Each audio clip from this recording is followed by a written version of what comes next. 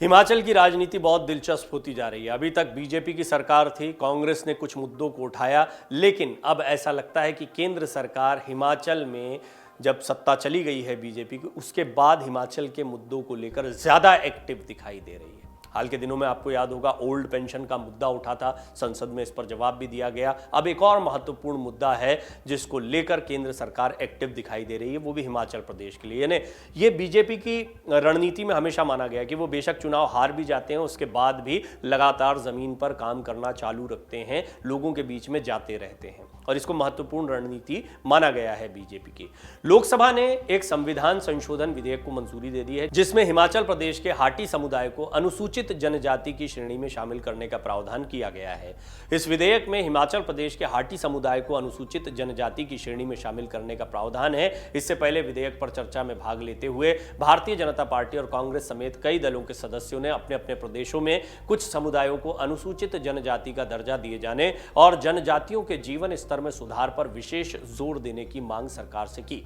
भाजपा के रामकृपाल यादव ने कहा कि पीएम मोदी की सरकार बनने के बाद आदिवासी समुदाय के लोगों के कल्याण के लिए कई अहम कदम उठाए गए हैं। लोकसभा में विधेयक 2022 पर हुई चर्चा का जवाब देते हुए जनजातीय कार्य मंत्री अर्जुन मुंडा ने कहा कि यह विधेयक हिमाचल प्रदेश के उन क्षेत्रों में रहने वाले लोगों के लिए लाया गया है जो वर्षों से सुदूर दुर्गम पहाड़ी क्षेत्रों में अपनी सांस्कृतिक परंपराओं के साथ रहते आए हैं।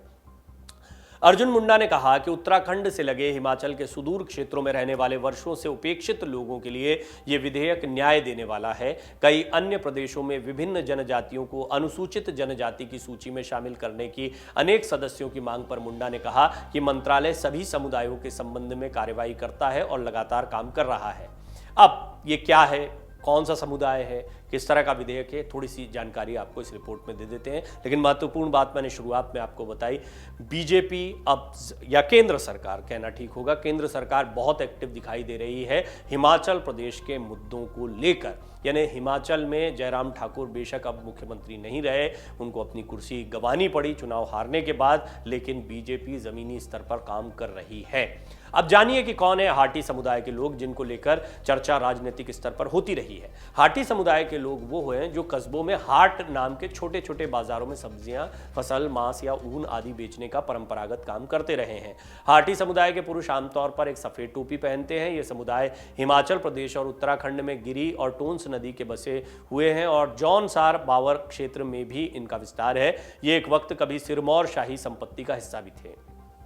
हिमाचल के गिरिपार क्षेत्र के हाटी समुदाय और उत्तराखंड के जौनसार बावर के जौनसारी समुदाय में सामाजिक सांस्कृति के साथ साथ ही भौगोलिक समानता भी है। जौनसार बावर क्षेत्र को 1968 में ही जनजाति का दर्जा मिल चुका है, जबकि गिरिपार क्षेत्र को जनजाति क्षेत्र और भाटी समुदाय को जनजाति समुदाय घोषित करने की मांग सबसे तेज चलती रही है।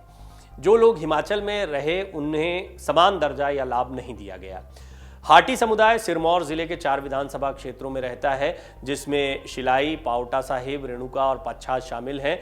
अब इस फैसले से ट्रांसगिरी क्षेत्र की 154 पंचायतों की करीब 3 लाख जनसंख्या लाभान्वित होगी। अब इन 4 सीटों पर बीजेपी को खास फायदा मिलने की उम्मीद थी। साल 2009 में पहली बार बीजेपी ने विधानसभा चुनाव के दौरान इसे अपने घोषणा पत्र में शामिल करके इस मांग को मान्यता दी और वो ऐसा करने वाली पहली पार्टी बनी। इसका पार्टी को फायदा भी मिला। अनुराग ठाकुर और जयराम ठाकुर ने चुनाव प्रचार के दौरान इस बात को उठाया भी था। प्रचार के दौरान जयराम ठाकुर ने इस मुद्दे को उठाया कि हाटी समुदाय को एसटी का दर्जा दिलाने के लिए भाजपा ने एड़ी चोटी का जोर लगा दिया। हालांकि भाजपा के प्रचार प्रसार के बाद भी हिमाचल में कुर्सी नहीं बची, पर भाजपा ने घोषणा पत्र में जो वादा किया था हाटी समुदाय को एसटी में शामिल करने का, वो फिलहाल पूरा हो गया है।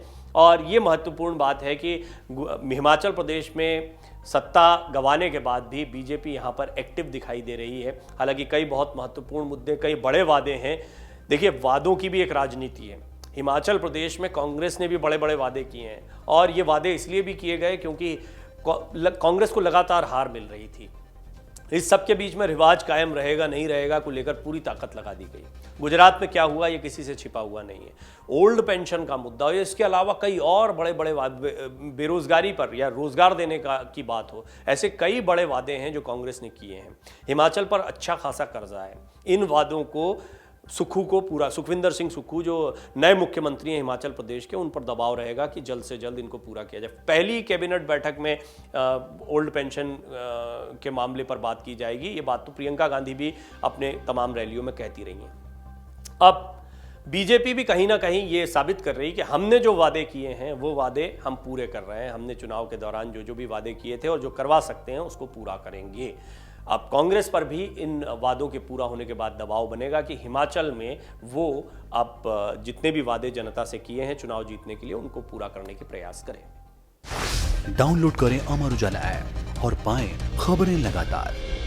अगर आप ये वीडियो YouTube पर देख रहे हैं तो हमारे चैनल को सब्सक्राइब करें और बेल आइकन को दबाना ना भूलें। अगर आप Facebook पर ये वीडियो देख रहे हैं तो हमारे पेज को लाइक करें।